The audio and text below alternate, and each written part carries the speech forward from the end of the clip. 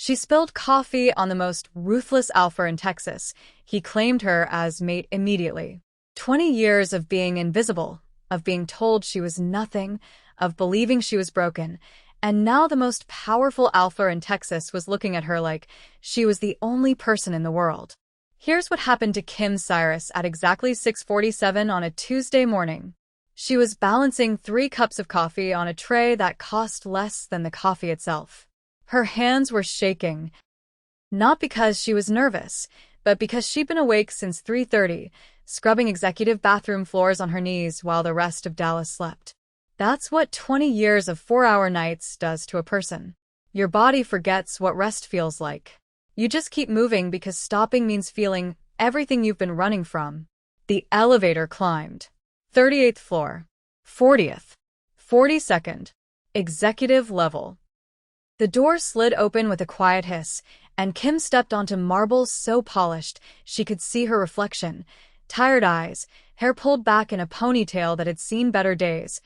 A uniform that didn't quite fit because it was handed down from someone 3 sizes larger. She took 1 step forward. That's when it hit her. Not physically. Not yet. But a scent, thick and overwhelming, like standing in the middle of a winter forest during a lightning storm. Pine smoke. Fresh snow. Something wild and ancient that bypassed her brain entirely and went straight to the part of her that had been caged for so long she'd forgotten it existed. Her wolf woke up. And it didn't just wake up, it howled. Her foot caught the edge of the elevator threshold. The tray tilted. 3 cups of scalding coffee. Black, no sugar, exactly how the executive assistant had ordered, launched into the air in slow motion. Time did that thing where it stretches. Where you see every drop separate and hang suspended, backlit by fluorescent lights, and you know exactly what's about to happen but you're powerless to stop it. The coffee hit him dead center. He wore a suit that cost more than Kim's car. Scratch that. More than 10 of her cars. $15,000 of Italian wool, now soaked completely through with cheap break-room coffee. He was the kind of man who made billionaires nervous. Who walked into boardrooms and shifted the entire energy before he even spoke. Alpha of the Northern Territory. Owner of Momoa Industries. The most powerful wolf in Texas, and possibly the entire southern United States. And Kim had just baptized him in Folgers. Her brain went blank. Her heart stopped. Every instinct screamed at her to run, apologize, drop to her knees, something, anything to undo what just happened. But Chalamet didn't move. He didn't yell, didn't flinch, didn't even look down at the coffee dripping from his collar to his belt. His eyes, storm gray, the color of thunderclouds right before they break open, locked onto hers. And then she heard it. Not with her ears. Deeper than that. Mate. The word vibrated through her chest, through her bones, through every cell in her body. It wasn't spoken. It was felt. A recognition so primal and absolute that arguing with it would be like arguing with gravity. Kim's tray clattered to the floor. The sound echoed through the silent hallway like a gunshot. Her wolf, that broken, half-formed thing that had never fully surfaced in 20 years, was suddenly awake, straining against invisible chains, desperate to get closer to him, to close the 3 feet of space between them that suddenly felt like miles. Chalamet's nostrils flared. His jaw tightened. And for just a second, maybe half a second, his eyes flashed gold. Not human gold. Wolf gold. Then he blinked, and it was gone. What's your name? His voice was rough. Deep. The kind of voice that made you forget what you were about to say. Kim's mouth opened. Nothing came out. 20 years of being invisible, of being told she was nothing, of believing she was broken, and now the most powerful alpha in Texas was looking at her like she was the only person in the world. Her voice cracked. Kim Cyrus, sir. He repeated it, slowly, like he was testing how it felt on his tongue. Kim. It sounded different when he said it, not like a name you'd forget 30 seconds later, like something precious, something worth remembering. You're transferred. He didn't ask, didn't suggest, just stated it as fact. Executive floor. Report to my assistant at 9. Kim's brain stuttered. But I'm janitorial staff. I can't. Not anymore. 2 words. That's all it took to completely rearrange her reality. He walked past her, close enough that she could feel the heat radiating off him, smell the coffee mixed with that winter storm scent that made her wolf ache. His shoulder brushed hers, barely, just a whisper of contact, and electricity shot down her spine. Then he was gone. Down the hallway. Into his office. The door closed with a quiet click. Kim stood there, frozen, staring at the puddle of coffee spreading across marble that cost more per square foot than her monthly rent. Before we go any further, do me a favor, drop a comment right now, and tell me where you're watching from. Seriously. I want to know if you're in Texas like Kim, or halfway across the world. And if you're into werewolf shifter romance, the kind that grabs you by the throat and doesn't let go until you've ugly cried at 3 a.m., hit that subscribe button. Turn on notifications. Because what happens next? You're not ready. Trust me. Okay. Let me back up. Because to understand why Kim was standing on the 42nd floor of Momoa Industries with coffee-stained hands and a wolf that suddenly remembered how to speak, you need to know where she came from. Kim Cyrus wasn't supposed to exist. 30 years ago, there was a pack called Moonfire. They ruled the southern lunar territories, not with violence or intimidation, but with something older. Something sacred. These weren't your typical wolves. Their fur glowed white under moonlight.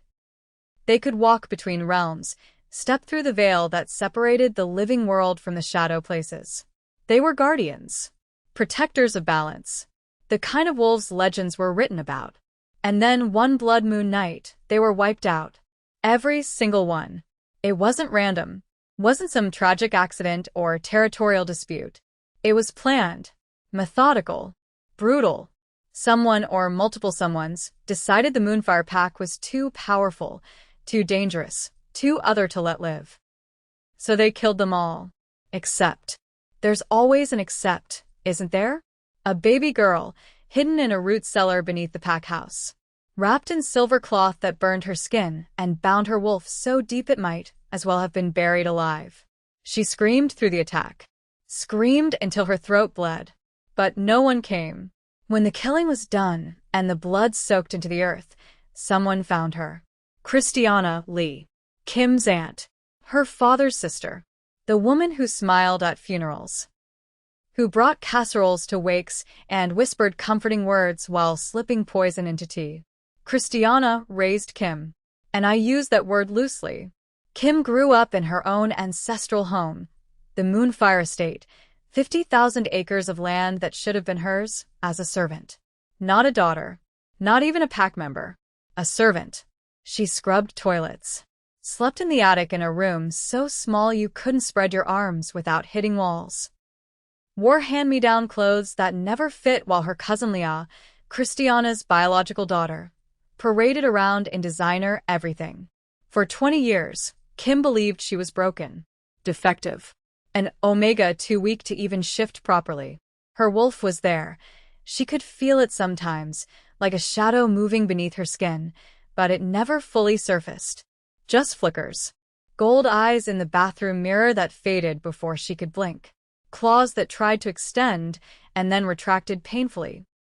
A howl that built in her chest and died in her throat, leaving her gasping and frustrated and so alone. Christiana told her it was because she was weak. Inferior. That real wolves shifted easily, dominated effortlessly, commanded respect. And Kim, because she was young and scared and had no one else to believe, accepted it. She got a job at Momoa Industries. Janitorial staff. Night shifts mostly. The kind of work where you blend into the walls. Where people look right through you like you're part of the furniture. Invisible labor that keeps the machine running while everyone else takes the credit. She'd been doing it for 3 years. 3 years of mopping floors and emptying trash cans and scrubbing coffee stains out of break room counters. Until this morning. Until him. Shalome Momoa stood in that hallway dripping coffee, and instead of rage, instead of the explosion Kim expected, the firing and blacklisting and complete destruction of what little life she'd managed to build, he smiled. Not a polite smile. Not a customer service smile. A real one. The kind that reached his eyes and made something crack open in Kim's chest. "What's your name?" She told him. Stammered it out like a confession.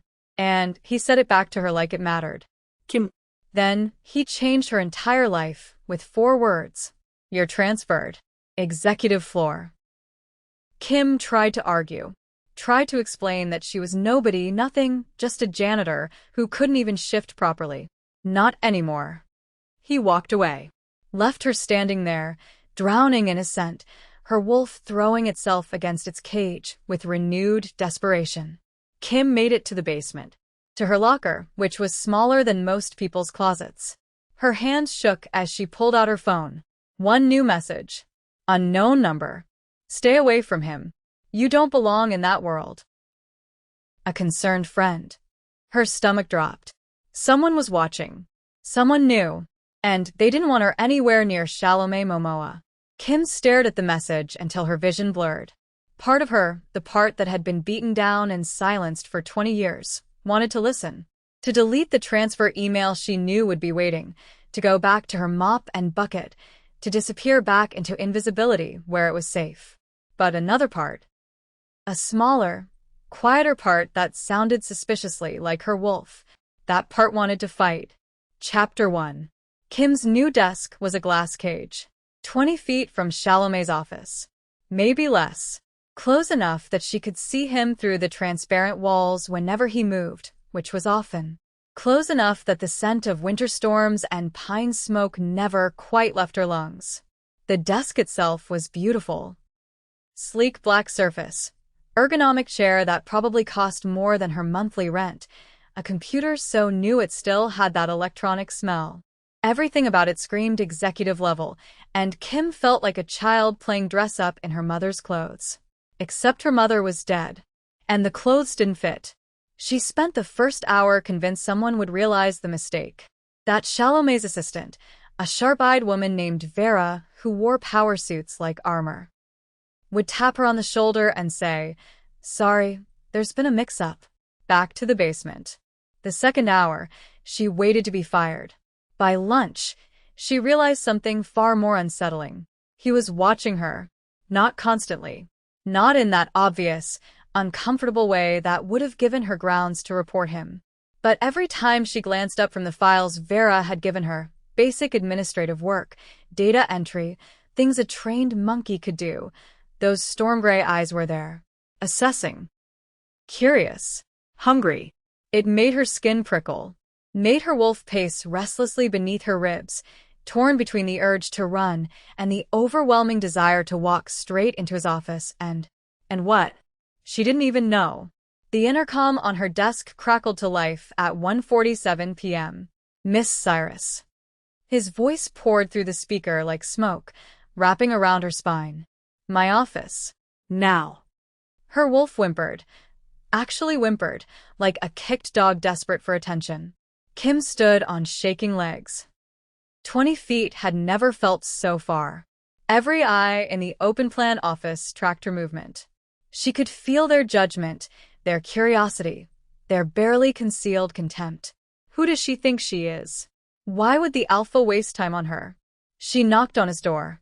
3 times. Her knuckles hurt. Enter. The office was exactly what you'd expect from a man who ruled an empire. Massive desk carved from a single piece of black walnut, probably older than Kim herself. Floor-to-ceiling windows that framed Dallas like a conquered kingdom spread out at his feet. Leather chairs. Dark wood shelves lined with books that actually looked read, not just decorative.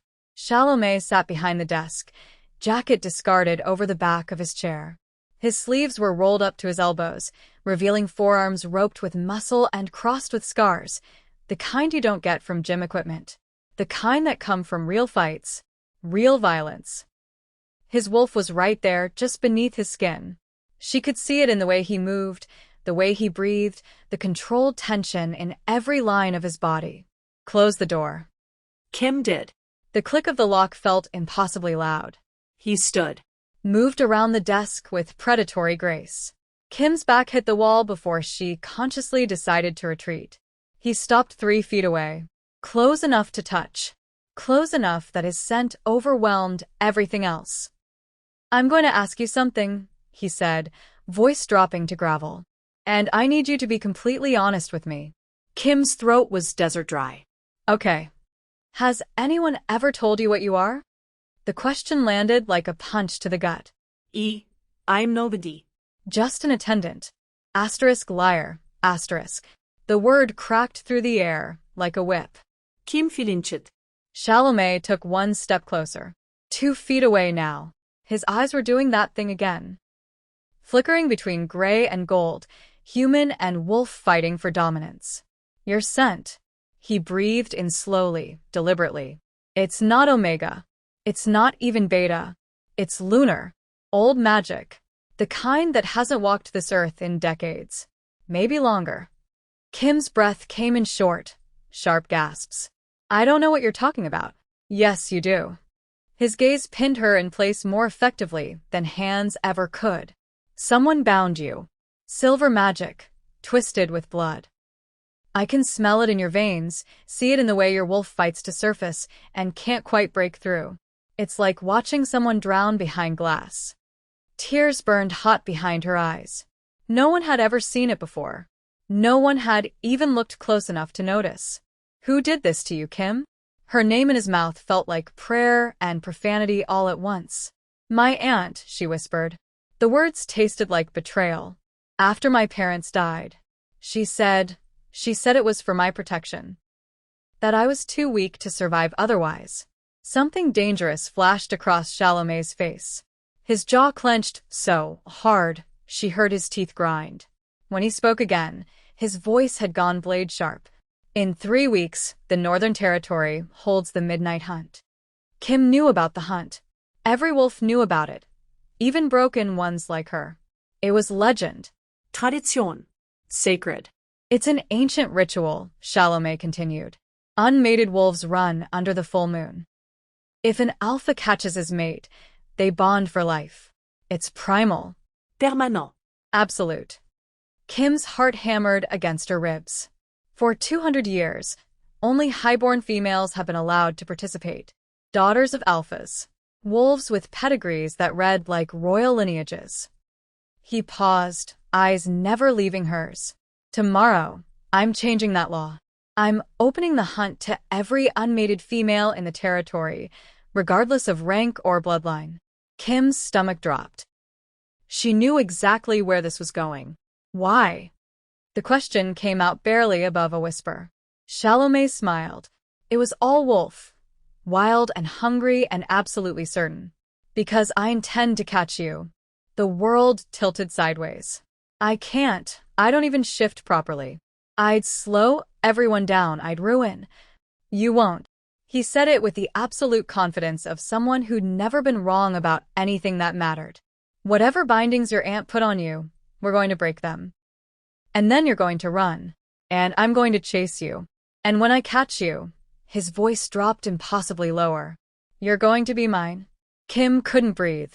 Couldn't think. Her wolf was throwing itself against its cage with desperate, violent need. "This is insane," she managed. "Yes. You don't even know me. I know enough." He tilted his head slightly, studying her like she was a puzzle he intended to solve. "I know you've survived 20 years in a house that should have broken you. I know you work harder than anyone else in this building.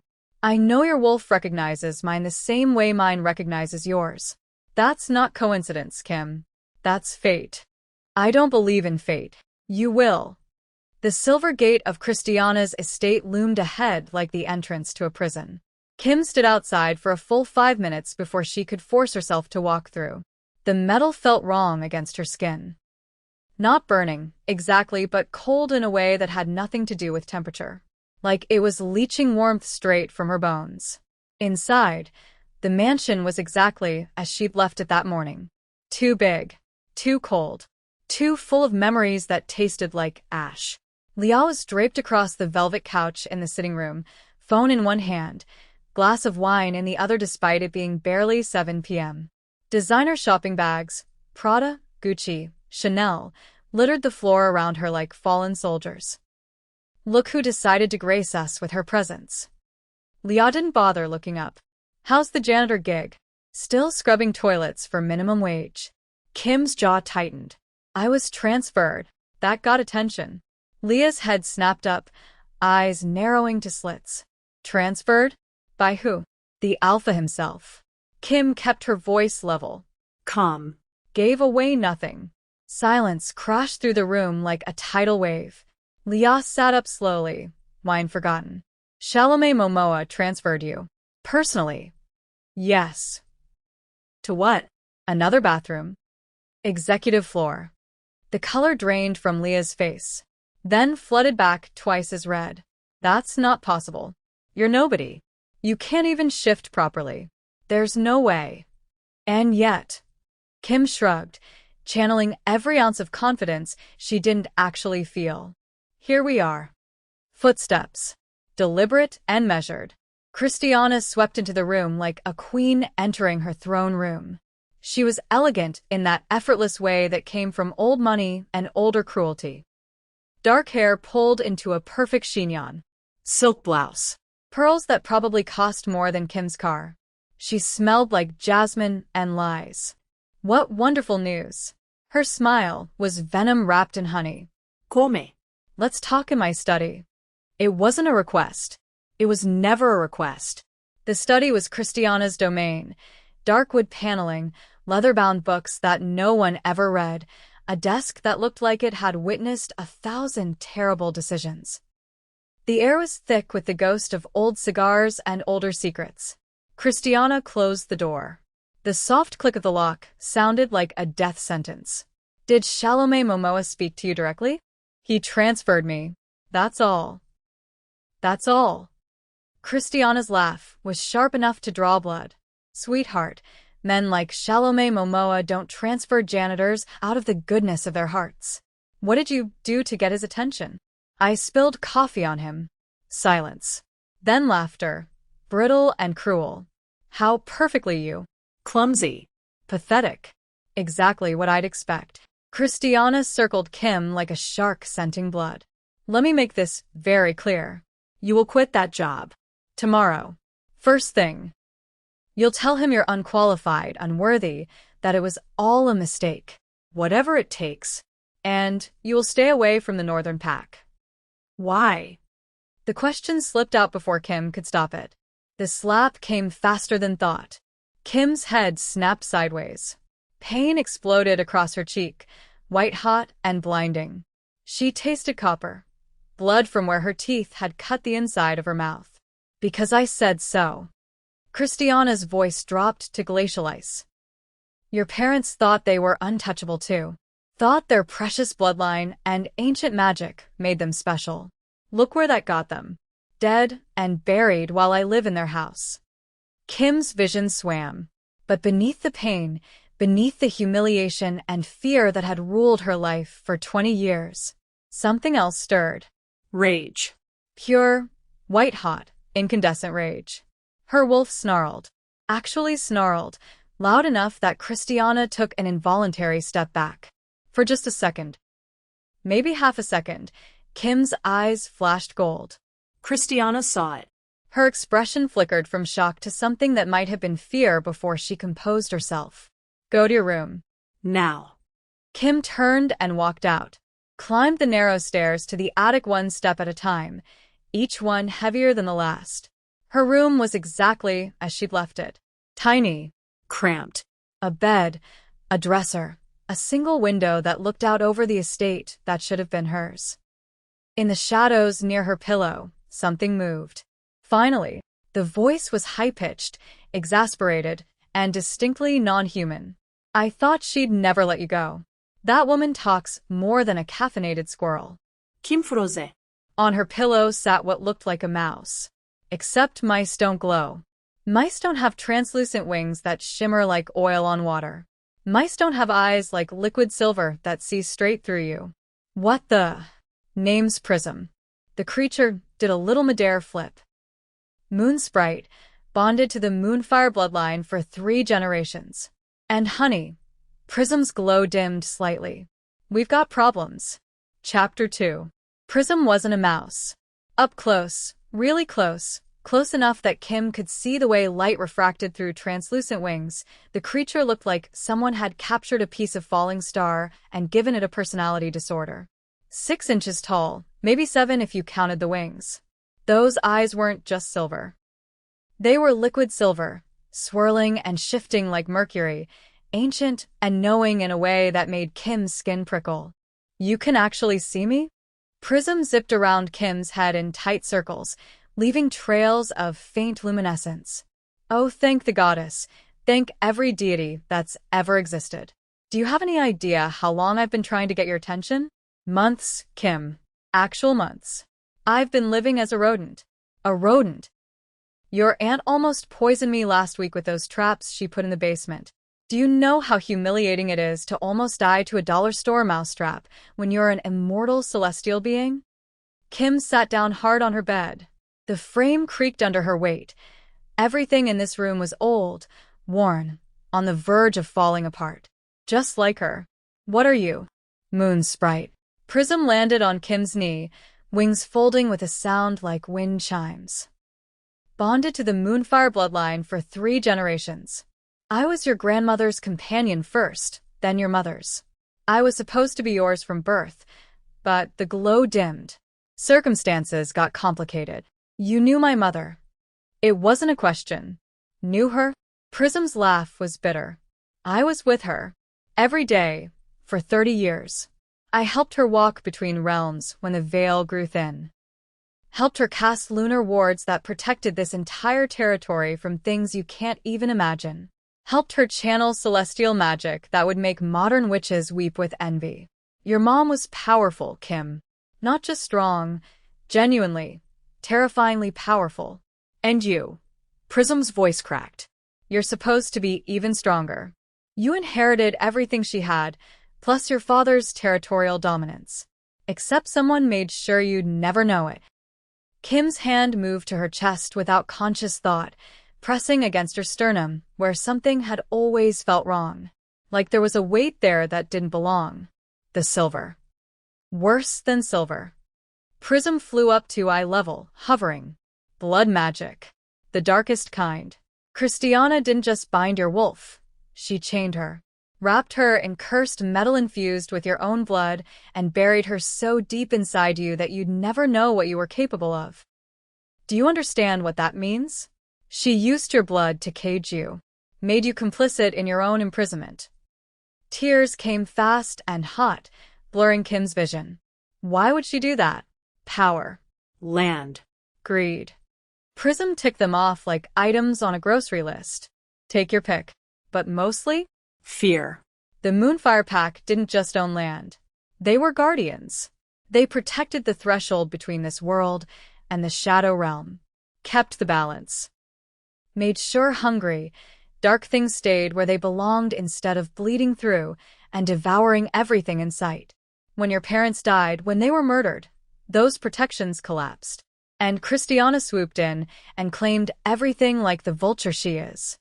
Kim's throat closed up. If I'm alive, why didn't she just kill you? Because some contracts are written in moonlight, and those don't break just because you want them to. If the Moonfire line dies completely, every last drop of blood gone, the lands revert to the lunar courts. All 50,000 acres. The house. The wards. Everything. It becomes celestial property again.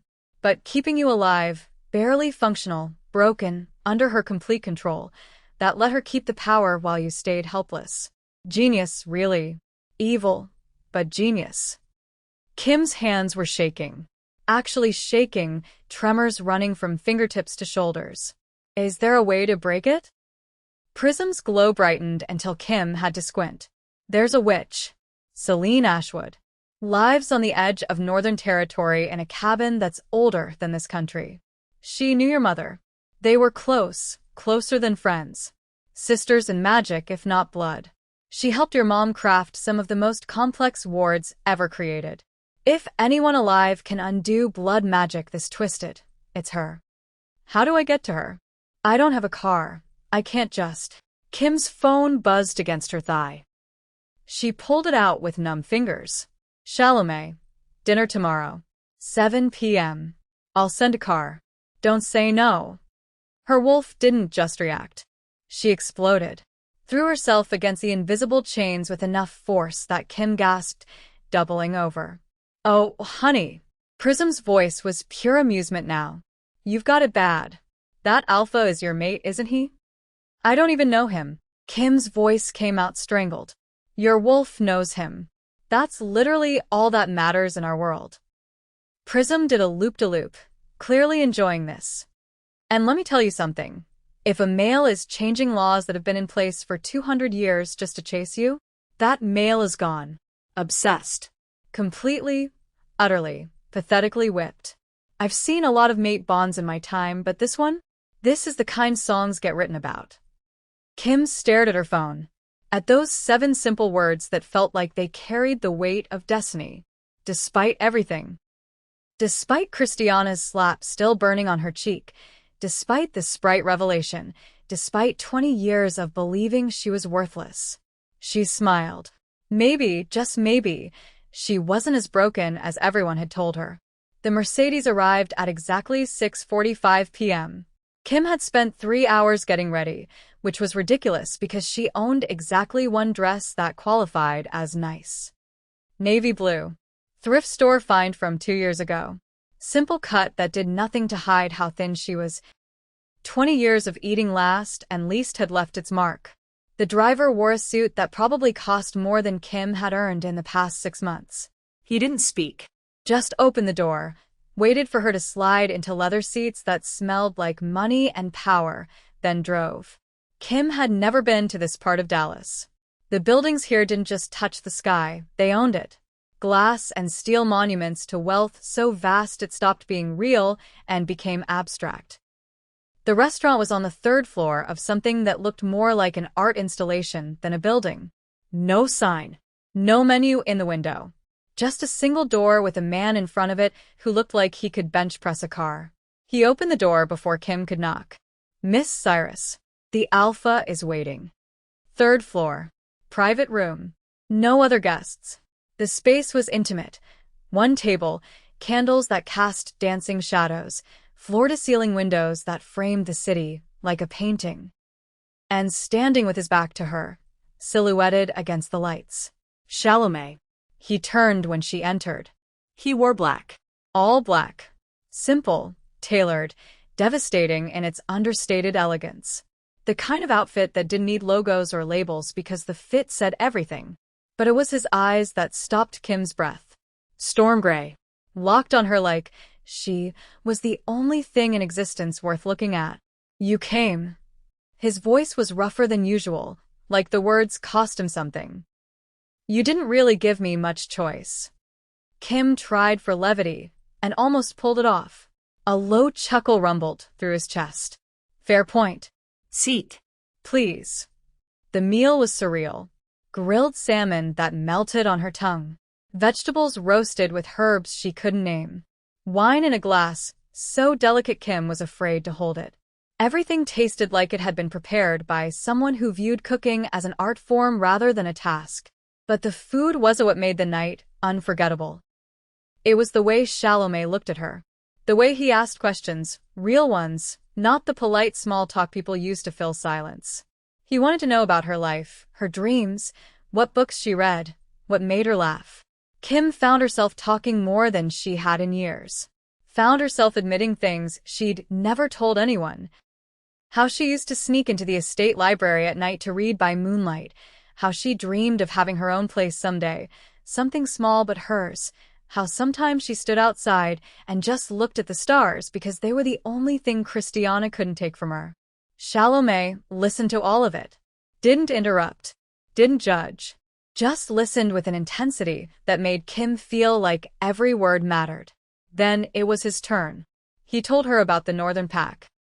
About inheriting the alpha position at 18 when his father died in a territorial dispute. About building Momoa Industries from a struggling regional company into a billion-dollar empire because the pack needed financial security as much as they needed strong leadership. About being responsible for 12,000 wolves across 3 states, each one looking to him for guidance, protection, justice. It's lonely, he admitted quietly, swirling wine in his glass. Everyone wants something. Alliances, business deals, power by association, access to resources. No one just sees you. They see the position, the title, the resources you control, but not you. Kim's chest tightened. I see you. The words slipped out before she could stop them. Chalamet's eyes flashed gold. Pure, bright, unmistakable wolf gold. Kim. He reached across the table.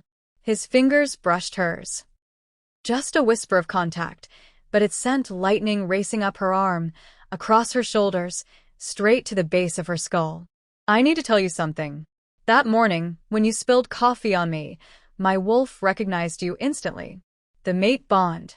Do you know what that is? Kim nodded.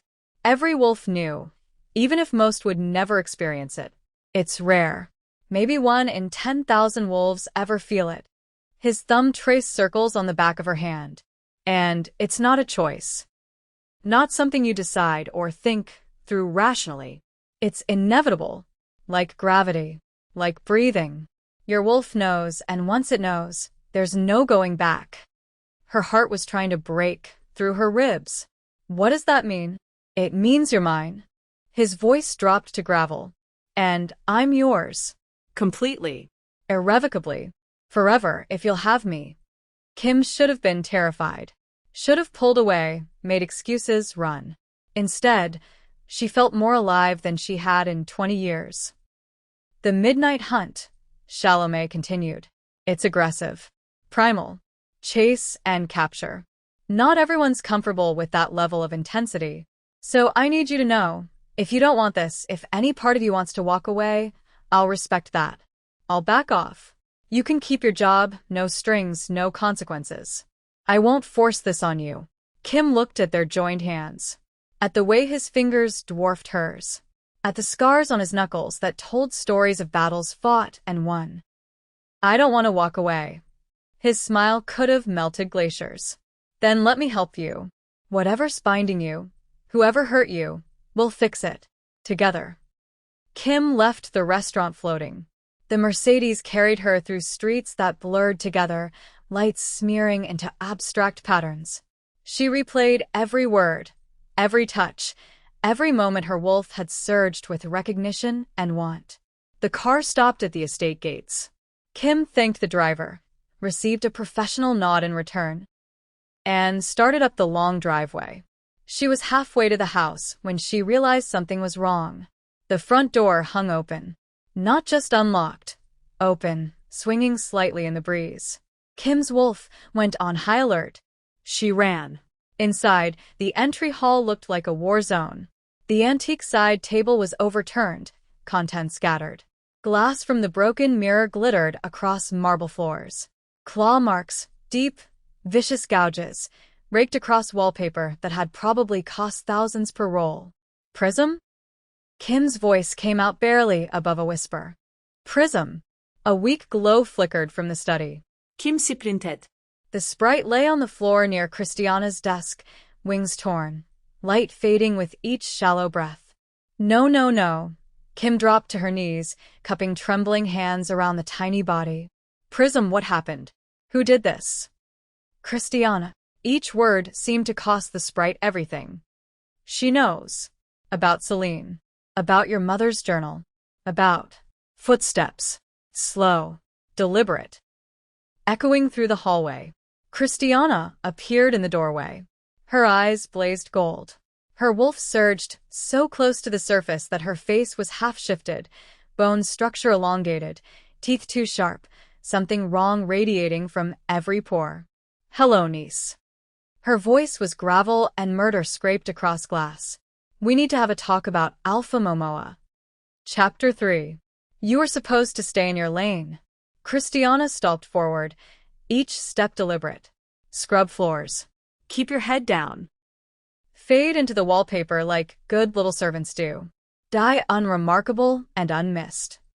Kim backed up, Prism's failing light cupped in her trembling hands. The sprite was barely breathing, wings torn to ribbons. You killed them. My parents. You murdered your own brother. I liberated him. The word came out savage, proud. Your father was weak. Sentimental. He actually believed wolves should share power with lesser packs, help humans instead of ruling them, play nice with creatures that should be groveling at our feet. Pathetic. Absolutely pathetic. She cracked her knuckles, the sound like breaking bones. The Moonfire lands were wasted on him. 50,000 acres of the most magically potent territory in North America, and he wanted to turn it into a sanctuary. A sanctuary. But me? I built an empire. Real estate. Investments. Power that matters. On stolen ground. Kim's voice was stronger than she expected. On earned ground. Christiana's eyes flashed that sickening red. I saw an opportunity and I took it. That's how the world works. The strong devour the weak. Your father never understood that. But you, her smile was all teeth. You are going to be my insurance policy. My pet broken wolf. Living proof that the Moonfire line continued while being absolutely no threat whatsoever. And now you're going to ruin everything by spreading your legs for that northern alpha. Something inside Kim's chest detonated. Not metaphorically. She actually felt it, a physical sensation like chains snapping, like a dam breaking, like 20 years of compressed power suddenly finding an exit. Her wolf didn't just surface. She roared. The sound that came out of Kim's human throat wasn't human at all. It was pure animal fury, amplified by magic that had been building pressure for 2 decades. Every window in the study shattered simultaneously. Silver chains, invisible chains Kim had never known were there, snapped with sounds like gunshots. 1 across her chest. 2 wrapped around her spine. 3 coiled through her ribcage. They broke and dissolved, and the pain was excruciating, like removing shrapnel, like surgery without anesthesia. Kim's body convulsed. She dropped to her knees, prism rolling from her hands. Bones cracked, not breaking but reforming. Her spine elongated. Her jaw extended. Fur sprouted from every pore, and it wasn't brown or gray or black like every other wolf she'd ever seen. It was white. Pure, luminous, glowing white that lit up the entire room like someone had captured moonlight and woven it into flesh. Her vision sharpened. Suddenly, she could see everything. Dust motes floating in air currents, the micro-expressions flickering across Christiana's face, the individual threads in the carpet. Her hearing exploded. She could hear Leah's heartbeat 3 floors up, hear the hum of electricity in the walls, hear Christiana's breath catching in genuine fear. And the smells. God, the smells. She could smell Christiana's terror beneath the bravado, sharp and acrid. Could smell her own blood, bright copper. Could smell the rot of corrupted magic, the ozone scent of broken wards, the lingering ghost of Chalamet's winter storm scent on her skin. Kim stood on 4 legs. She was massive. Easily 6 feet at the shoulder, maybe more. Her paws were the size of dinner plates. When she opened her jaws, her fangs were longer than her human fingers had been. Moon-blessed. Luna. Everything her mother had been, and more. Christiana stumbled backward. Her red eyes were wide, genuinely shocked. Impossible. The binding. I used your own blood. I wove it with silver eye. You chained a child. Kim's voice came out layered, human words wrapped in wolf growl, 2 beings speaking as one. Not a Luna. You bound a frightened baby who didn't know what she was. But I'm not a child anymore. For the first time in 30 years, Christiana looked truly afraid. Then her face hardened. She whistled, sharp, piercing, 2 short bursts. 6 wolves exploded through the windows. Not pack. Mercenaries. The kind you hire when you need violence without questions. They were battle-scarred, mismatched, a gray with torn ears. A brown missing half a tail, a massive black with scars running the length of his face. Their eyes held no loyalty, no honor. Just hunger and the promise of payment. They circled Kim, snarling, coordinated. Bring her down. Christiana's voice was ice. Alive. I still need her breathing to maintain the land rights. Kim fought the way her bloodline had fought for generations. Fast, brutal, surgical. She'd never trained, never learned combat. But her wolf remembered. Muscle memory written into her DNA, passed down through centuries of Moonfire guardians who defended the threshold between worlds. The gray came at her left flank. Kim spun, faster than thought, and her jaws closed around his throat. Not a killing bite, not yet, but enough to make him yelp and retreat, blood streaming. The brown tried for her hindquarters. Kim's back leg shot out in a kick that sent him flying into the wall hard enough to crack plaster. But 6 against 1, even with power flooding through her veins, was bad odds. The massive black hit her from the side, 200 pounds of muscle and momentum. They went down together, rolling, snapping. His teeth found her shoulder, sank in deep. Kim howled, pain bright and sharp. Claws raked down her flank, shredding flesh.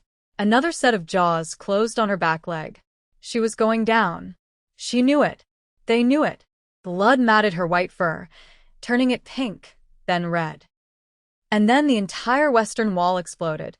Not windows this time. The actual wall, brick, mortar, wooden support beams, detonated inward like someone had driven a truck through it. A black wolf the size of a small truck crashed through the debris. Chalamet. His wolf was everything hers was, but inverted. Where she was light, he was darkness. Where she glowed, he seemed to absorb light, a moving shadow with eyes like molten gold. He was huge. Bigger than Kim, bigger than any wolf she'd ever seen or heard of. Alpha King. Territory Lord. Power made flesh. And he was furious. The roar that came out of him shook the foundations of the house. Behind him, 20 more wolves poured through the hole, northern pack warriors, all battle-ready, all moving with military precision. The mercenaries froze. You don't get to be a successful mercenary by being stupid. They knew instantly they were outmatched, outmaneuvered, out everything. 4 of them bolted immediately, scrambling for exits. The massive black, who'd bitten Kim, tried to fight. Bad decision. Chalamet took him down in 3 seconds flat, a move so fast Kim barely tracked it. The mercenary hit the ground hard and didn't get up. The last one tried to use Kim as a shield, circling behind her injured form. One of Chalamet's warriors, a steel-gray female with scars across her muzzle, took him out with clinical efficiency. No drama. No soboating. Just professional violence. 90 seconds. That's how long it took to completely turn the tide. Christiana was already shifting, bolting for the back exit in wolf form, that wrong, diseased wolf with its matted fur and red eyes. Chalamet was faster. He shifted mid-run, 1 second wolf, next second human, momentum carrying him forward.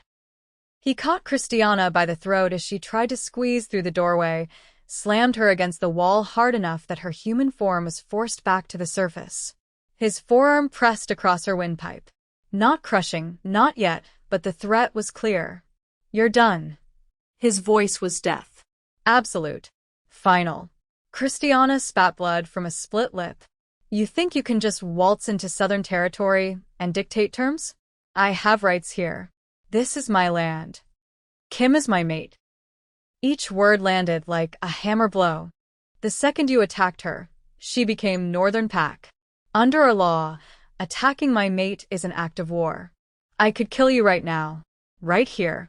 No trial. No waiting. Justified execution. But you won't. Christiana's smile was bloody. Bad politics. The other territories would turn on you. You're right. Chalamet smiled back. It was worse than his anger. I won't kill you. I'll do something worse. Strip your titles. Seize your assets under Northern Pack authority as war reparations. Exile you to the wastelands, those territories nobody wants where the soil is dead and the water's poison. You'll live. You'll live a long, long time. Long enough to watch everything you stole, everything you built, crumble and get redistributed to the wolves you spent decades exploiting. He released her. Christiana collapsed like a puppet with cut strings, gasping, clutching her throat. Chalamet turned away from her like she'd already ceased to matter. His eyes found Kim, still wolf, still glowing despite the blood matting her white fur, still magnificent even injured. "It's okay," he murmured, approaching slowly, hands visible, non-threatening. "I've got you. You're safe now." Kim shifted back. It hurt. Everything hurt. She materialized human, naked, shaking, exhausted down to her bones. Blood ran from the bite on her shoulder, the claw marks on her ribs. Chalamet shrugged out of his jacket without hesitation and wrapped it around her. It smelled like him, winter storms and pine smoke and safety. "How did you find me?" Kim's voice came out hoarse. "Mate bond." He cupped her face with both hands, so gentle despite the violence still crackling around them. "I felt your fear spike from across the city. Felt the moment those bindings broke. Felt everything." His thumb brushed her cheekbone. "Never again, Kim. You're under my protection now. Under Northern Pack law. No one touches you. Not her. Not anyone." A weak flutter of light. Prism. Somehow still alive. Somehow still conscious despite wings torn to ribbons. "Hate to interrupt the romantic moment," the sprite gasped. "Really truly hate it, but we still have a problem." Chalamet's eyes narrowed. "What problem?" Prism's glow flickered like a dying candle. "The blackthorns. They felt the power surge when Kim's bindings broke. They're coming." Chapter 4. Celine Ashwood's cabin existed in the kind of silence that preceded revelations. Sage smoke curled through air thick with the weight of centuries, and Kim couldn't shake the feeling that the walls themselves were holding their breath. The woman before her looked 50, but moved like time had forgotten to claim her. Silver hair cascaded past shoulders marked by scars that told stories Kim couldn't read yet. Those violet eyes, impossible, otherworldly, tracked Kim's every micro-movement with the precision of a predator who'd outlived entire bloodlines. "You have Luna's recklessness." Celine's voice carried the rasp of ancient rituals and too many secrets. She poured tea that shouldn't have glowed faintly blue, but did anyway. "Seat." "We don't have the luxury of gentle introductions." Kim's hands trembled as she accepted the cup. The liquid tasted like moonlight would if moonlight had flavor. Cold fire sliding down her throat, awakening parts of her she didn't know were dormant. "You midwifed me? I caught you as you entered this world, screaming with Luna's stubbornness already evident." Celine settled into a chair that groaned under the weight of her years. "I was there the night Christiana's betrayal turned from whisper to blade." "Your mother knew." "She always knew." The casual delivery of that statement hit Kim like a physical blow. Chalamet's presence behind her solidified. His hand found her shoulder, grounding her before she could splinter. Celine rose with the fluid grace of someone who'd forgotten how to move like ordinary humans. She crossed to a shelf hidden behind a tapestry depicting wolves devouring stars, retrieving a leather-bound journal that radiated the particular sadness of last words. Kim's fingers brushed the cover. Her mother's handwriting smiled up at her from the first page, and the world narrowed to ink and truth. "My dearest Kim, if you're reading this, I'm gone." The words blurred. Kim blinked savagely, refusing to let tears obscure her mother's voice. "You've likely spent years believing you're broken. You're not. You're extraordinary in ways that terrify people who mistake difference for defect. The Moonfire bloodline doesn't just shift. We're guardians. We walk the veil between light and shadow, maintain the balance that keeps realms from devouring each other.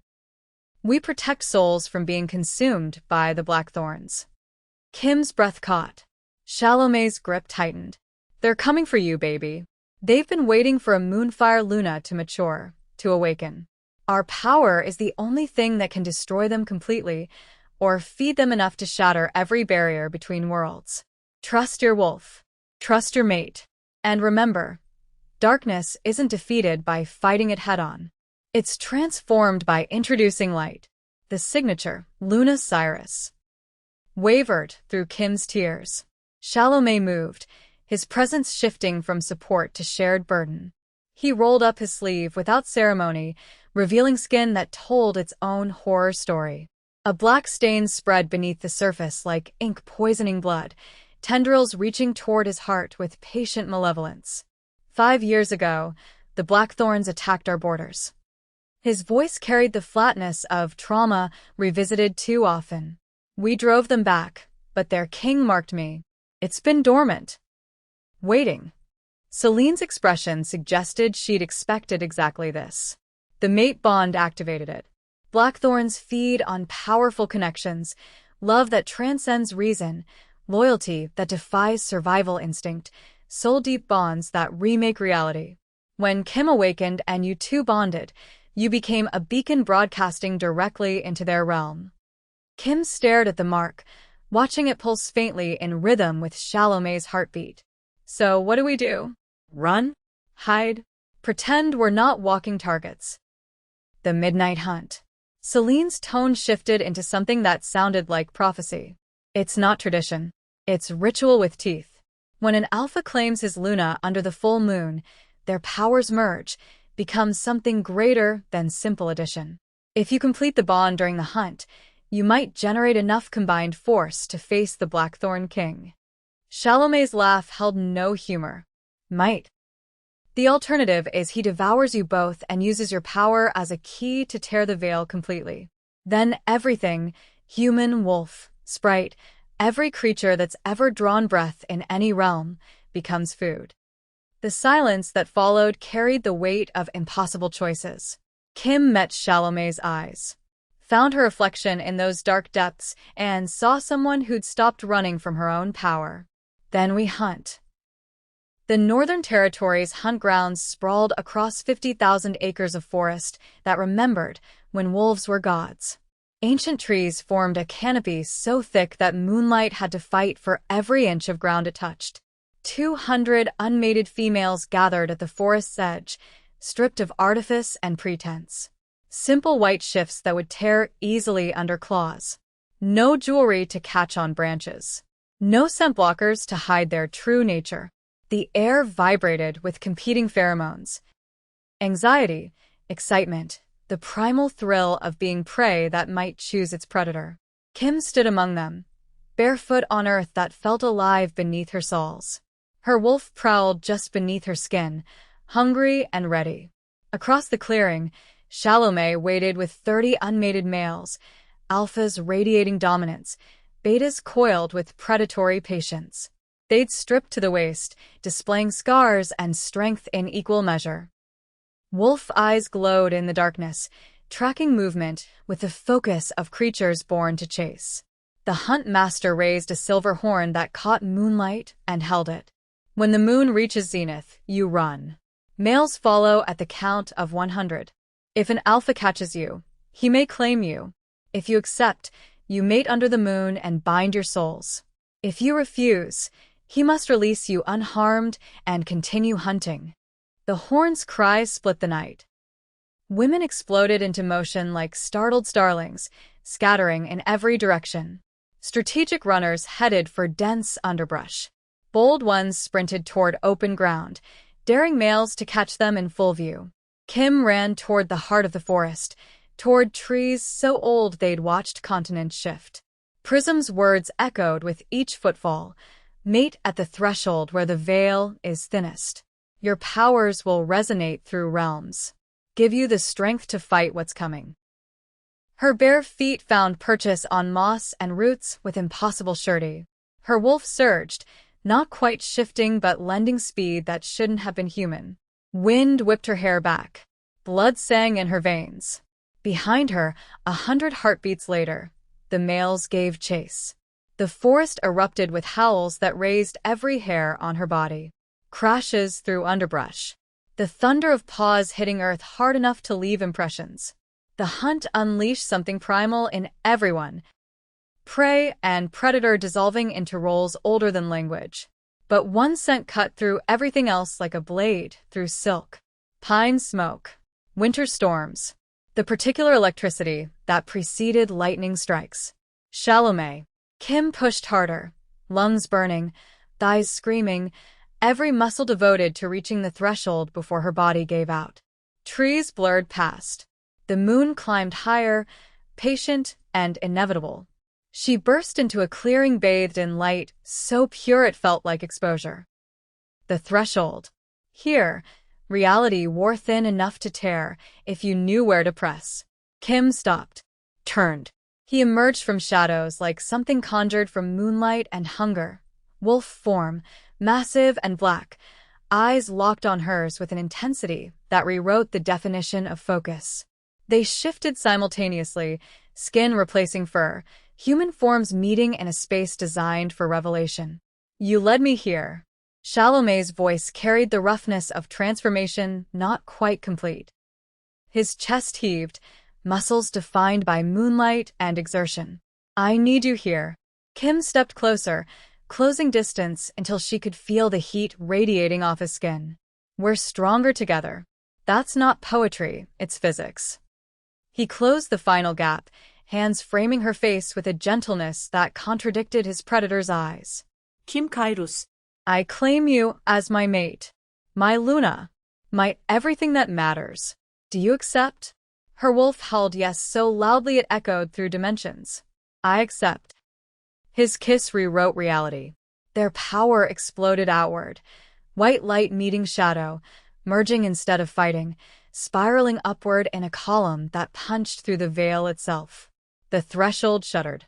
And in the space between realms, something ancient and hungry noticed. Chapter 5. The Blackthorn King didn't arrive. He manifested, reality bending around him like light warping near a black hole. One moment the clearing held only Kim and Chalamet, and their merged power still crackling in the air. The next, he stood there, occupying space in a way that suggested he existed in multiple dimensions simultaneously. Beautiful.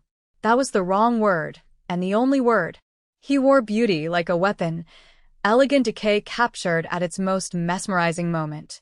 Pale skin stretched over aristocratic bones, but black veins spiderwebbed beneath the surface, pulsing with stolen vitality. His eyes held the particular emptiness of voids that had consumed so much they'd forgotten how to reflect anything back. Finally, his voice didn't come from his mouth. It echoed from the trees, the ground, the air itself, everywhere and nowhere, a sound that bypassed ears and resonated directly in the skull. The Moonfire Luna awakens. And bonded to Northern Alpha strength no less. The taste of this will be exquisite. Chalamet shifted before Kim could process movement, his body a wall between her and the king. Protective instinct overrode strategy. His wolf rippled beneath his skin, barely contained. You're trespassing on Northern territory. Leave. Now. The king's laugh shattered something fundamental, like hearing glass break in a dimension adjacent to this one. The sound left after images of pain. I've waited 30 years for this particular meal. I consumed her parents slowly, savored every moment of their fear as they realized they couldn't save their daughter from me. But her? One pale finger extended toward Kim, and the gesture carried the weight of prophecy. She'll sustain me, for centuries. Pure Moonfire Luna, awakened and bonded? I'll feast on that power until stars die. Kim felt it then, hooks sinking into her soul. The king's magic didn't attack externally. It reached inside, fingers of cold darkness probing for purchase points, trying to drag her essence out through her skin. The sensation was violation and drowning combined, intimate and horrifying. Her mother's words ignited in her mind like flares in darkness. Darkness isn't defeated by fighting it head-on. It's transformed by introducing light. She stepped forward. Chalamet's growl of protest vibrated through her bones, but she moved past his protective stance anyway, drawn by terrible understanding. You were guardians once. Kim's voice cut through the clearing with unexpected authority. The Blackthorns. You didn't start as predators. You protected the threshold alongside the Moonfire Pack. The king froze. For the first time, uncertainty flickered across that beautiful, terrible face. How do you? My mother's journal documented everything. The original compact. The shared duty. Kim felt her hands beginning to glow, lunar magic responding to intention rather than fear. You were corrupted gradually. Consumed so many souls trying to protect the threshold that you forgot the difference between guardian and monster. Became the exact thing you'd sworn to hunt. The king's smile reformed, all knives and malice.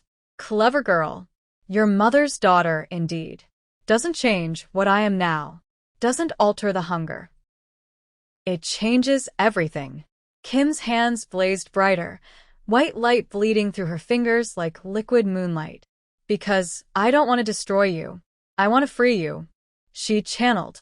Pure lunar magic erupted from her palms, white hot, blinding, carrying the concentrated essence of every full moon that had ever touched the earth. But she wasn't attacking. She was illuminating, showing truth so bright it burned away lies the king had wrapped around himself like armor for decades. The king screamed. The sound contained centuries of anguish compressed into seconds. Black smoke boiled off him in clouds that stank of rot and regret. Beneath the corruption, something else emerged, a wolf, ancient and gray, eyes no longer empty but filled with pain so profound it reshaped the air around him. What are you doing? The voice cracked, shifted, became something more genuine and therefore more agonized. Showing you who you were. Kim's voice rang with power that didn't come from volume but from absolute certainty. Before the hunger consumed everything else. Before corruption became identity. You were Kale, guardian of the shadow realm. My mother's friend. The magic intensified. Memories surfaced like bodies floating up from deep water, flashing through the light like film reels projected onto smoke. A younger wolf with gray fur and kind eyes.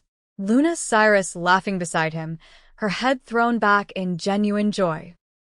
The two of them standing guard at the threshold together, protecting both sides from incursion. Then darkness creeping in. The first soul consumed, an accident, a moment of weakness when injured and desperate. The rush of power that followed. The hunger that bloomed from that single taste. The second soul, taken intentionally. The third. The 100th. The addiction that followed, rewriting neural pathways and moral frameworks until guardian became predator became something with no name but hunger.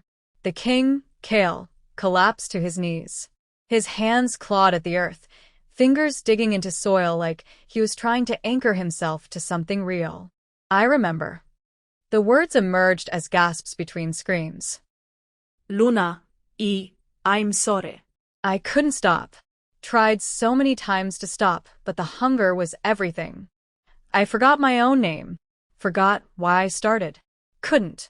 I know. Kim knelt beside him, maintaining the channel, white light pouring from her hands in rivers. But you can stop now. You can choose to let go. Movement in the shadows. Other blackthorns emerged from between trees and dimensions, dozens of them, drawn by the power like moths to flame. Some wore corruption like the king had. Others looked newer, less consumed. All of them frozen at the edge of the clearing, transfixed by the light. Kim's magic expanded, touching them all. Not forcing, offering. One by one, they remembered who they'd been before hunger became identity. One by one they chose to let go. Souls poured free, wisps of light in every color, spirits that had been trapped inside the blackthorns for years or decades or longer. They shot toward the stars like reverse meteors, finally released from the prisons of their devourers. The clearing filled with whispers of gratitude and grief, last words finally spoken, goodbyes compressed into single instants. Among the ascending lights, Kim saw her mother's face. Just for a moment. Luna Cyrus smiled with pride that transcended death. I'm so proud of you, baby. You did what I couldn't. You chose compassion over vengeance. Then she dissolved into starlight and was gone. The Blackthorn King, Kale, looked up. Tears cut tracks through the remaining corruption on his face, washing away black veins with salt and regret. He looked younger suddenly. Tired. Human in a way he hadn't been for longer than memory. Thank you. The words carried weight beyond language. For remembering me. For showing me I was more than hunger. He smiled. It was genuine. Peaceful. Then he dissolved into smoke that smelled like rain after drought. Not destroyed. Not killed. Released into whatever came after, free from the corruption that had defined him for so long. The other blackthorns followed. One by one they let go, choosing peace over endless consumption, death over the particular agony of immortal hunger. The veils sealed with a sound like a massive door closing gently. The threshold stabilized. Balance restored. Silence settled over the clearing. Real silence this time, without the weight of watching malevolence. Salome caught Kim as her legs gave out, strength draining from her body like water from a broken vessel. He lowered them both to the ground, cradling her against his chest. "It's done." Kim's whisper barely qualified as sound. "It's finally done." Her hands stopped glowing. The lunar magic receded. She felt simultaneously empty and more complete than she'd ever been. Salome pressed his face against her hair, his own body shaking with aftermath. "You freed them. All of them." "I've never seen anything like that. My mother showed me how." Kim's eyes drifted closed. She knew this would happen. Knew I'd have to choose between destruction and redemption. She trusted me to choose right. Around them, the forest stirred. Other wolves emerged from the trees, members of the hunt who'd witnessed everything, drawn by the magical eruption. They stared at Kim with expressions that mingled awe and something approaching worship. Kim didn't notice. She'd already slipped into unconsciousness, held safe in Salome's arms while her body recovered from channeling enough power to rewrite corrupted souls. Above them, the full moon watched.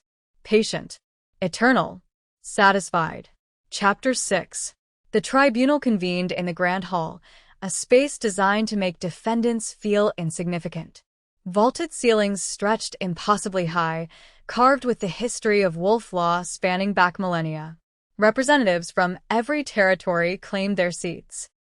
Alphas whose territories predated written language, witches whose covens had witnessed the rise and fall of empires, sprites whose existence blurred the line between corporeal and myth, even human delegates who'd proven themselves worthy of council positions through sheer stubborn survival.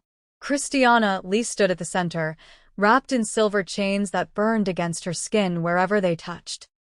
The metal was blessed specifically to neutralize shifter strength, leaving her powerless in a way that transcended mere physical restraint. She looked smaller somehow, diminished by proximity to actual power rather than the stolen authority she'd wielded through manipulation and murder. Kim testified first. Her voice never wavered as she recounted discovering her mother's journal, learning the truth about her bloodline, understanding the systematic destruction Christiana had orchestrated to eliminate the Moonfire Pack and claim their territory. She spoke without theatrics, letting facts carry their own weight. Celine followed, her 3 centuries of accumulated knowledge lending gravitas to testimony that spanned decades. She described Luna Cyrus's suspicions, the precautions taken, the journal entrusted to her care specifically because Luna had known betrayal was coming and wanted her daughter to eventually learn the truth. Prism materialized next, fully healed now, wings restored to their original iridescent glory. The sprite provided evidence from Luna's journal that documented Christiana's involvement in border accidents that had eliminated key Moonfire Pack members one by one over years. Patient genocide disguised as unfortunate coincidence. The council deliberated for 17 minutes. Not because the verdict was uncertain, but because consequences needed to match the crime's magnitude. The head alpha, a woman whose silver hair and scars spoke of surviving things that would have killed lesser wolves, stood to deliver judgment. Christiana Lee. You orchestrated the systematic elimination of the Moonfire bloodline through murder, manipulation, and exploitation of pack law. You violated the fundamental compact that governs our kind: protect the pack, honor the bond, preserve the balance. The council finds you guilty on all charges. Christiana's face remained impassive, but Kim saw the muscle twitching in her jaw. The sentence is exile, with complete asset seizure. You are permanently banished from all recognized pack lands. Your wealth, accumulated through theft and murder, will be redistributed to survivors of your crimes. You'll be stripped of rank, name, and pack affiliation. Effective immediately, you are nothing. Guards moved forward, hands gripping Christiana's arms with enough force to bruise. As they dragged her toward the hall's exit, she twisted, managing to spit at Kim's feet before they could restrain her completely. The gesture was petty and desperate, the last defiance of someone who'd lost everything. "You'll regret this." Christiana's voice carried venom concentrated by years of entitlement denied. "You're too soft, too human. This world will chew you up and spit out whatever's left. You think compassion makes you strong? It makes you prey." Kim stood, closing the distance until she was close enough to see her own reflection in Christiana's eyes. Her voice emerged quiet but absolute. "I'd rather be soft and humane than cruel and powerful. That's the fundamental difference between us. You see compassion as weakness. I see it as the only thing that separates guardians from monsters. You proved which one you were. I'm proving which one I am." Christiana opened her mouth, searching for a retort that would wound, but nothing came. The guards pulled her away, and Kim watched until the doors closed, severing that chapter permanently. The Moonfire lands were returned through legal channels that moved with unusual speed when the alternative was admitting the council had allowed genocide through bureaucratic negligence. Kim stood at the border of her ancestral territory for the first time with actual ownership. 50,000 acres of forest that had evolved undisturbed for generations, meadows where wildflowers bloomed in patterns her ancestors had planted, the old pack house rising in the distance. Renovated now, restored to something approaching its original glory, but updated for modern necessity. The land recognized her. She felt it in her bones, a resonance that suggested the earth itself remembered Moonfire blood. Chalamet's arms wrapped around her from behind, his chin resting on her shoulder. His presence had become as essential as breathing, not because she needed him for completion, but because partnership amplified what they each brought individually. "What are you thinking?" Kim leaned back into his warmth. "That I want to rebuild. But not like before, not isolated, not exclusive. I want to open it to refugees. Wolves who've been rejected by their packs for being different. Humans who need sanctuary from supernatural politics. Anyone who needs a fresh start and is willing to help build something better." "A sanctuary, Luna." Chalamet kissed her temple, the gesture casual and intimate simultaneously. "I love it. We co-lead." Northern and Moonfire united under shared values instead of territory disputes. "Equal partners?" Kim turned in his arms, needing to see his face for this. "Always." No hesitation. "I don't want a Luna who defers. I want a partner who challenges me, who makes me better, who leads beside me instead of behind me." They stood in comfortable silence, watching sunset paint the sky in possible shades of gold and amber. The forest hummed with life returning now that Christiana's corrupting influence had been excised. Birds called to each other. Wind moved through leaves with sounds like whispered secrets. Prism zoomed past at speeds that shouldn't have been possible for something so small, chasing butterflies with single-minded determination and absolutely zero dignity. "Lovebirds, stop being gross. We've got a pack house to furnish and you're standing here gazing at each other like teenagers." Kim laughed. Genuine, unreserved, the sound of someone who'd forgotten what joy felt like and was relearning it in real time. For the first time in her life, she felt whole. Not because a man completed her or because she'd reclaimed territory, but because she finally understood who she was and had chosen to become that person fully instead of hiding behind half-truths and survival mechanisms. The bonding ceremony happened 3 weeks later under a full moon that seemed unusually large, as if the universe itself wanted a better view. 300 wolves gathered from territories spanning the continent. Northern Pack members stood alongside refugees Kim had already welcomed to Moonfire lands. Allies from the tribunal. Even representatives from packs that had previously remained neutral but were reconsidering their positions now that new leadership demonstrated different values. Celine officiated, her 3 centuries of experience lending the ritual weight that transcended mere formality. Kim wore white, not a traditional wedding dress, but simple robes designed for easy shifting. Moonfire symbols were embroidered at the hem in silver thread that caught moonlight and held it. Her feet were bare against earth that recognized her blood. Her hair fell loose, unbound, free. Salome wore black that somehow didn't read as opposite, but as complement. His father's alpha torque circled his neck, ancient gold inscribed with pack history, passed down through generations. The metal gleamed against his skin, reflecting both firelight and something deeper. They stood at the threshold between territories, the exact point where northern lands met Moonfire holdings. Symbolic and practical, a declaration that borders mattered less than partnership. Celine's voice carried without volume, projecting through magic rather than mere sound. Salome Momoa.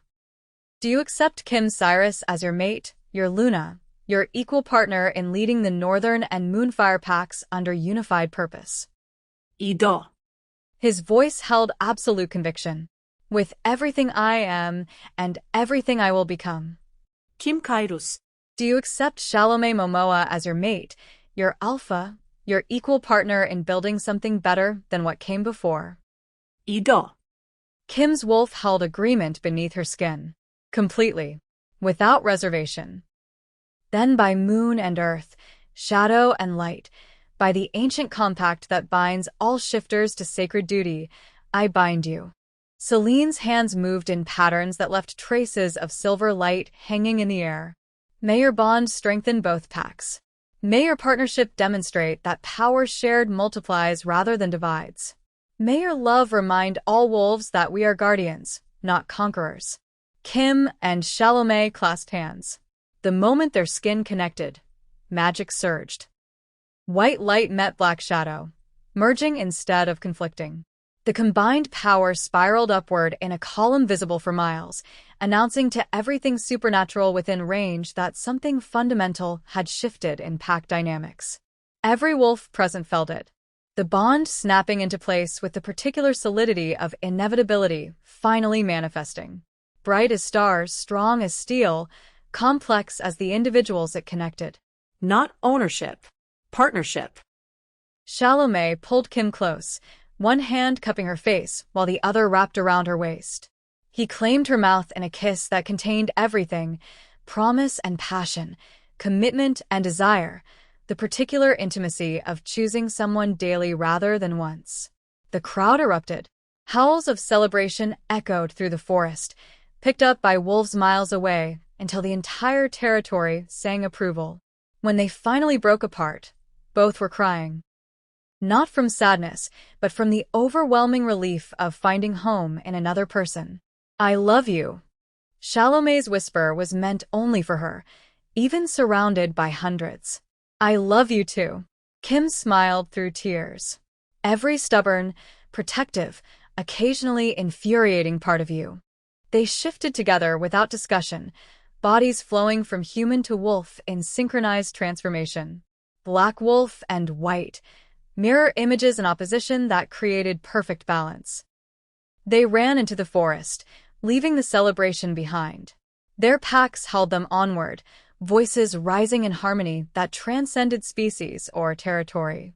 The moon watched, patient, eternal, satisfied. Behind them, the party began in earnest. Music started, drums that matched heartbeats, voices rising in songs passed down through generations. Food appeared, prepared by volunteers who'd spent days cooking traditional dishes from a dozen different pack traditions. Children chased each other between adults' legs, already writing new memories into Moonfire soil. Prism coordinated everything with manic energy, zooming between tasks while shouting contradictory instructions that somehow resulted in perfect execution. The Northern and Moonfire territories merged that night, not through conquest, but through choice. Two packs becoming one family dedicated to proving that strength and compassion weren't opposites but allies. In the forest, two wolves ran side by side, writing the first chapter of whatever came next. Real quick, if you've made it this far, you're clearly invested in Kim and Salome's story. So here's my question. Why haven't you subscribed yet? Are you really going to let this channel disappear from your feed and miss out on more epic shifter romances? Drop a comment below, and tell me what's stopping you. And while you're at it, let us know what country you're watching from. We've got viewers everywhere, and I love seeing where this pack is growing. Chapter 7. Kim woke to the now familiar lurch of her stomach attempting to exit through her throat. She had approximately 4 seconds to register consciousness before nausea hit with the force of a freight train. Her body moved on autopilot, stumbling toward the bathroom with the desperation of someone who'd made this journey too many times in recent memory. She didn't make it gracefully. Salome materialized beside her before she'd finished retching, some alpha instinct that registered her distress even through sleep. His hands gathered her hair with practiced efficiency, holding the mass away from her face, while his other hand traced soothing circles on her spine. That's the 3rd time this week. His voice carried concern wrapped in forced calm. Kim spat, reaching for water to rinse the acid from her mouth. Food poisoning. Must be something in the water supply. For a week straight? Salome's eyebrow lifted in that particular way that suggested he wasn't buying her denial. Kim, that's not how food poisoning works. She wiped her mouth with the back of her hand, suddenly aware of other symptoms she'd been ignoring through sheer stubbornness. The exhaustion that hit like a wall around 2 in the afternoon. The way certain smells, coffee, bacon, Salome's aftershave, triggered instant nausea. The tenderness in her breasts that made wearing a bra feel like voluntary torture. Prism chose that moment to zip through the open window, moving at speeds that left trails of iridescent light hanging in the air. The sprite hovered at eye level, wings beating fast enough to create a faint humming sound. Okay, don't freak out. Prism's voice carried the particular tone of someone about to deliver news that would absolutely cause freaking out. But I've been tracking your hormones. Sprites can sense that stuff. It's like seeing heat signatures, but for biological changes. And you're super pregnant. Like, twins pregnant. Double the fun, double the terror. Silence expanded to fill the bathroom. Kim stared at Prism, her brain refusing to process words into meaning. Salome stared at Kim, his expression cycling through shock, joy, terror, and back to shock in rapid succession. Then he whooped, a sound of pure, unfiltered joy that probably woke half the pack house.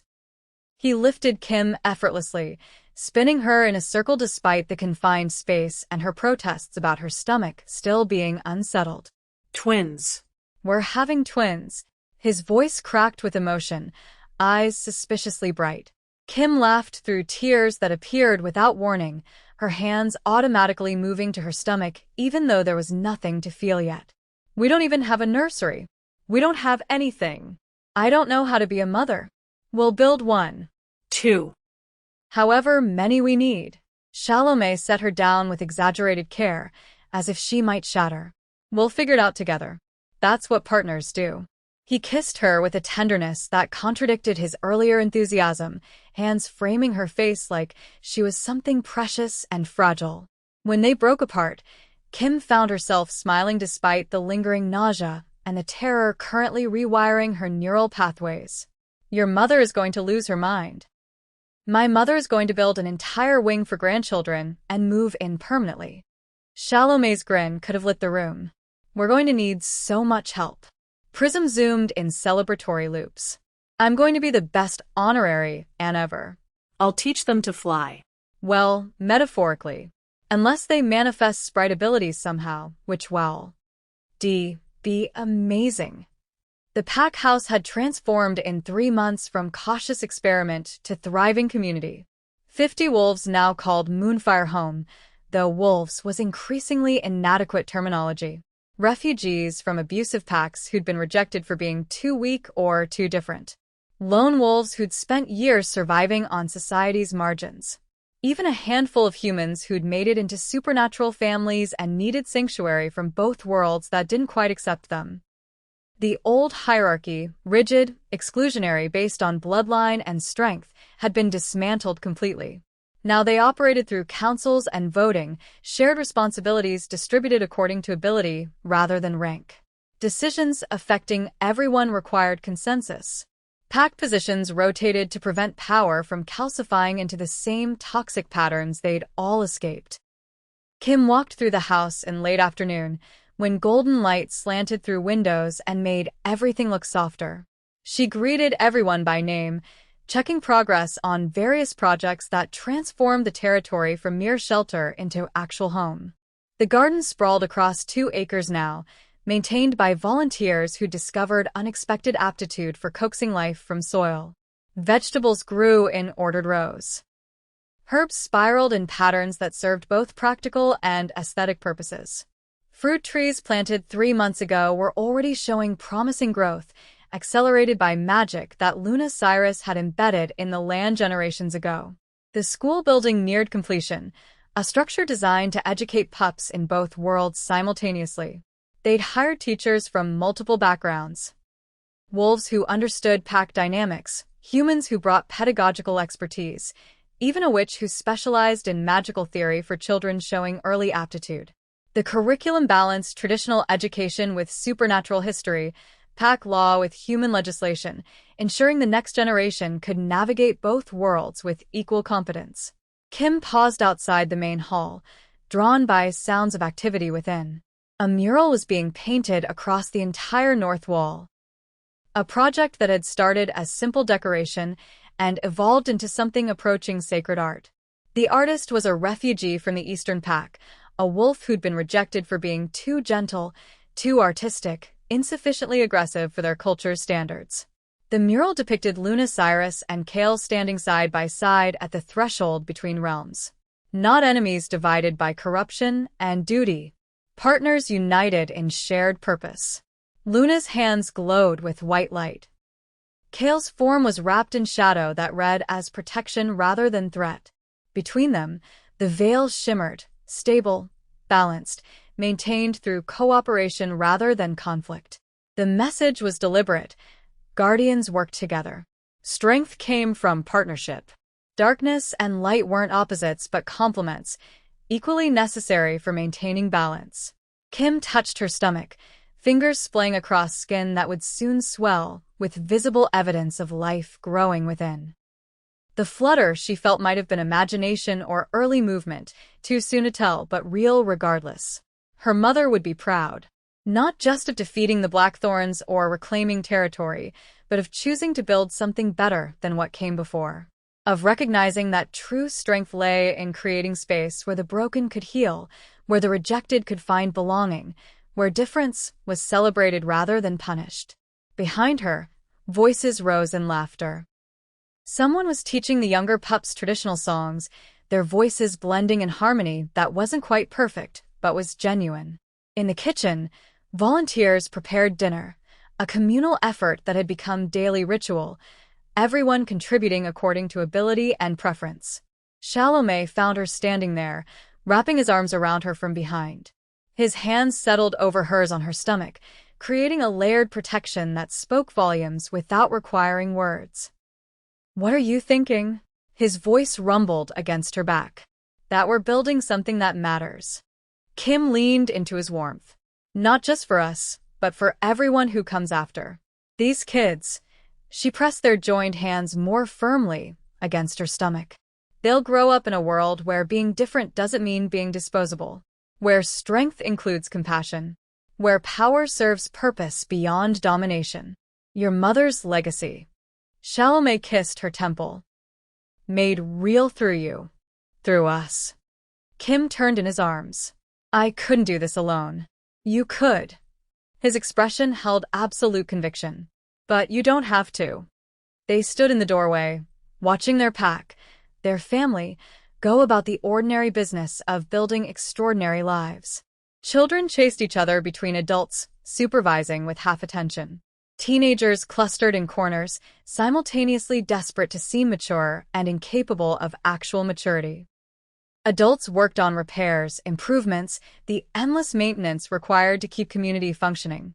Prism appeared, trailing what looked like blueprints for nursery designs that were absolutely impractical and completely endearing. "Okay, so I was thinking we do a theme. Maybe stars? Or forests? Or we could do one nursery with a moon theme and one with a sun theme, really lean into the whole cosmic balance thing." Kim laughed, pulling the sprite into a hug that made Prism squeak with surprise and pleasure. Whatever we do, you're helping design it. Obviously, I have excellent taste. The sun continued its descent, painting the sky in shades of amber and rose. Somewhere in the forest, wolves began their evening patrol. Not because they expected threats, but because vigilance was how you protected what you'd built. Kim felt the weight of responsibility settling more firmly across her shoulders. Not crushing, but substantial. Real. She was building a sanctuary, raising children, leading a pack, maintaining the threshold her bloodline had guarded for generations. But she wasn't doing it alone. Chalamet's hand found hers, their fingers interlacing with the ease of repetition and intention combined. They walked back into the house together, ready for whatever came next. Chapter 8. Kim's labor lasted 14 hours. 14 hours of her body attempting to tear itself apart from the inside, of contractions that rewrote her understanding of physical pain, of Chalamet holding her hand while she crushed his fingers hard enough to leave bruises that would take days to fade even with accelerated shifter healing. The pack house had been transformed into a makeshift delivery ward. Celine oversaw everything with 3 centuries of midwifery experience, her hands steady and sure even when Kim screamed threats that would have made seasoned warriors flinch. A witch from the Eastern Territory provided pain management through herbs that smelled like burning cedar and tasted like regret. Prism zoomed frantically between rooms, carrying supplies and announcements and generally being more hindrance than help despite the best intentions. The first baby arrived at dawn, breaking into the world with a cry that sounded suspiciously like a battle challenge. Dark hair plastered to her skull, gold eyes already glowing faintly even through the film of birth. She was perfect and furious, tiny fists waving at the injustice of being expelled from warmth into cold air. "Luna," Kim gasped, reaching for her daughter with trembling hands. "We're naming her Luna." The second baby followed 17 minutes later. Blonde hair so pale it looked silver in the dawnlight, storm gray eyes that opened immediately and stared at Kim with unsettling awareness. She didn't cry, just blinked calmly, as if birth was merely an inconvenience to be endured with dignity. Kale. Chalamet's voice cracked around the name. For the guardian who found redemption. Balance. Light and shadow. Fury and peace. 2 souls who would grow up knowing they were wanted, celebrated, protected by an entire pack that had rebuilt itself on the foundation of chosen family rather than blood obligation. The Moonfire Pack celebrated for 3 days straight. Wolves who'd spent years surviving on society's margins suddenly had permission to feel joy without apology. They decorated the pack house with flowers woven into garlands, cooked traditional dishes from a dozen different territories, told stories that had been passed down through generations but nearly lost when packs fractured and reformed under crueler leadership. Music filled the air, drums that matched heartbeats, voices rising in harmonies that required no practice because they emerged from instinct older than language. Children danced between adults who'd forgotten how to play until younger eyes reminded them. Even the most battle-scarred warriors found themselves smiling, armor cracking to reveal the softness they'd been forced to bury for survival. On the 3rd night, under a full moon that seemed to hang closer than usual, Kim stood on the balcony of the pack house. Both daughters were cradled against her chest, supported by a sling Celine had woven from fabric blessed with protection spells. Their combined weight was nothing. She could have held them for hours without strain, shifter strength making parenthood's physical demands almost trivial. Almost. The exhaustion that came from 14-hour labor and 3 days of interrupted sleep was its own special torture that supernatural healing couldn't quite erase. Chalamet joined her, moving with the particular quiet of someone trying not to wake sleeping infants. His arm wrapped around her shoulders, pulling her against his side while carefully avoiding jostling the babies. "What are you thinking?" Kim took a breath that trembled on the exhale. "That I spent 20 years believing I was nothing. Broken. Worthless. A mistake that should have been erased before I could contaminate anyone else with my fundamental wrongness. And now." She looked up at him, eyes bright with tears that refused to fall because crying would require energy she didn't have. Now I know I was exactly who I needed to be. Every scar from Christiana's abuse, every lonely night spent wondering why I couldn't just be normal, every moment I thought I'd shatter completely, it led here. To you. To them. To this community we've built from refugees and rejects and people who were told they'd never amount to anything. Salome kissed her forehead, the gesture tender enough to hurt. You saved an entire realm, Kim. Not with violence or dominance or any of the traditional markers of strength our kind worships. You did it with love. With compassion that people mistook for weakness right up until it transformed enemies into allies and darkness into light. You're the strongest person I've ever known. Luna squirmed against Kim's chest, making a tiny growling sound that suggested she was dreaming of battles she'd fight years from now. Already fierce. Already challenging the world that dared contain her. Kale yawned without opening her eyes, content to exist in warmth and safety. Already peaceful. Already secure enough in her own power that she didn't need to prove anything. They're going to be incredible, Kim whispered, studying their faces with the particular intensity of new parenthood where every micro-expression felt like revelation. They have you as a mother. Salome's voice carried absolute conviction. How could they be anything else? Below them, the pack gathered for the full moon run, a monthly tradition that had evolved from hierarchical display into genuine celebration. Northern wolves and moonfire wolves moved together, without the rigid separation that had defined pack dynamics for generations. No dominance games.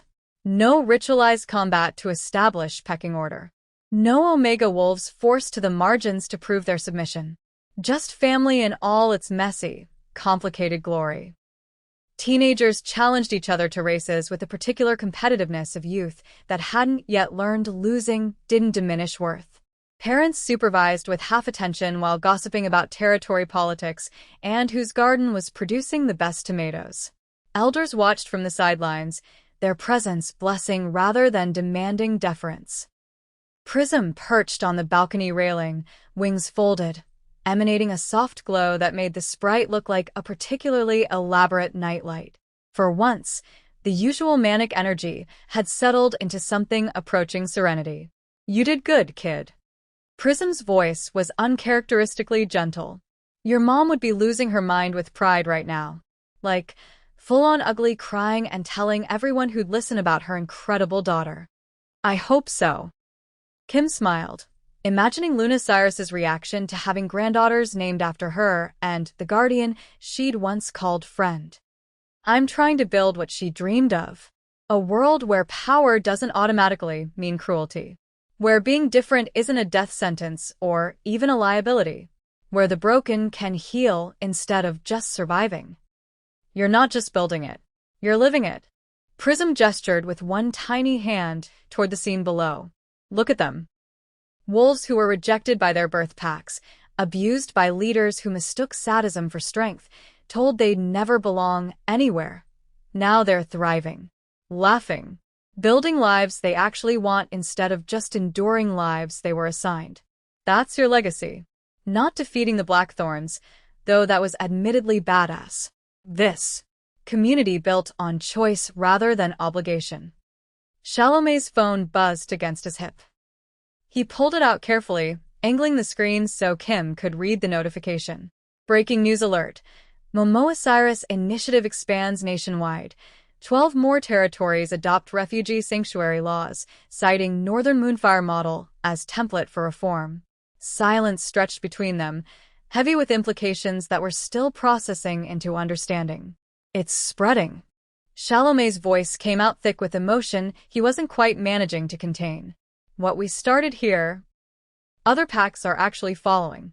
The old guard is losing control of the narrative. Kim's heart swelled with something that felt too big for her chest to contain.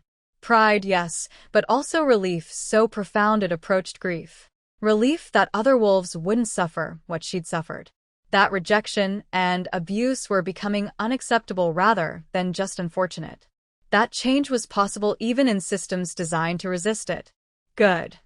The word came out fierce. No wolf should ever feel the way I did. Invisible. Disposable. convinced their own existence was a burden on everyone around them. Never again. Chalamet's promise carried the weight of vow rather than mere statement. Not on our watch. We'll make sure of it. Both babies began fussing simultaneously with the impeccable timing that suggested conspiracy. Hungry. Demanding. Completely unconcerned with their parents' exhaustion or the emotional moment they'd just shared. Kim laughed. The sound cracking slightly with fatigue, but genuine regardless. She passed Luna to Chalamet while adjusting to Nurse Kale, the choreography of new parenthood still awkward, but improving with repetition. Welcome to parenthood. Prism teased, some of the usual irreverence returning. Less glamour than the story suggests. More spit-up and existential exhaustion than anyone warns you about. Worth it, Kim and Chalamet said in perfect unison, then looked at each other and laughed. Below, the pack began to howl, a chorus rising to meet the moon in voices that ranged from practiced perfection to enthusiastic disaster. The sound was beautiful not because of technical proficiency, but because of what it represented. Wolves claiming their right to exist loudly, proudly, without apology. Kim joined them despite the baby at her breast, her voice blending with Chalamet's in harmony they'd never practiced but had somehow mastered through sheer repetition. Their howls spoke of survival and love and hope that refused to be extinguished by cruelty or loss. Luna stopped fussing to listen, her tiny body going still with concentration. Kale nursed contentedly, one small hand curled against Kim's skin like an anchor. The moon listened, patient, eternal, bearing witness to another generation of guardians being born into purpose they'd spend years learning to claim. Hours later, after the babies finally fell into deeper sleep and the celebration below had mellowed into quieter conversations, Kim and Chalamet sat on the balcony in comfortable silence. Prism had disappeared to supervise something that probably involved mild chaos and excellent intentions. The pack house had settled into nighttime rhythms, softer voices, occasional laughter, the particular peace that came from knowing you were safe and wanted. Do you ever miss it? Chalamet asked quietly. Your old life. Before everything changed. Kim considered the question seriously, turning it over to examine from multiple angles. Sometimes I miss the simplicity. When my biggest concern was whether Christiana would notice I'd broken a dish, or if I'd survive another beating.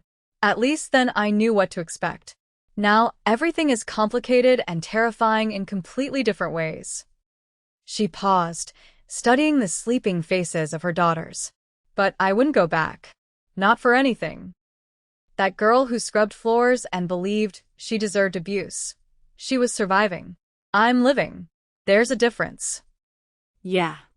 Chalamet's hand found hers, their fingers interlacing with practiced ease. There really is. They sat together, watching the moon track across the sky while their pack moved through nighttime routines below. Parents herding overtired children toward beds. Patrol teams heading out to ensure borders remained secure. Night owls gathering in the common areas for quiet conversations that would stretch toward dawn. This was home. Not the physical structure or the territory it occupied. This. The messy, complicated, beautiful reality of family that chose itself rather than being assigned by blood or obligation. Kim leaned her head against Chalamet's shoulder, feeling the solid warmth of him, the weight of their daughters sleeping peacefully, the pulse of pack bonds stretching across the territory like a web connecting every heart to every other heart. I love you, she whispered into the comfortable darkness. I love you more, Chalamet countered with the particular stubbornness of someone who'd turn affection into competition if it meant making her smile. Impossible. Watch me. They kissed. Soft and lingering, tasting like coming home after being lost for too long. Thank you for running with the Moonfire Pack. Subscribe to Gracie Werewolf Story Bank for more stories where love conquers darkness. The broken become powerful, and every wolf finds their home. Drop a comment telling us. What country are you watching from? Which character was your favorite? What shifter story should we tell next? Until next time, may the moon light your path.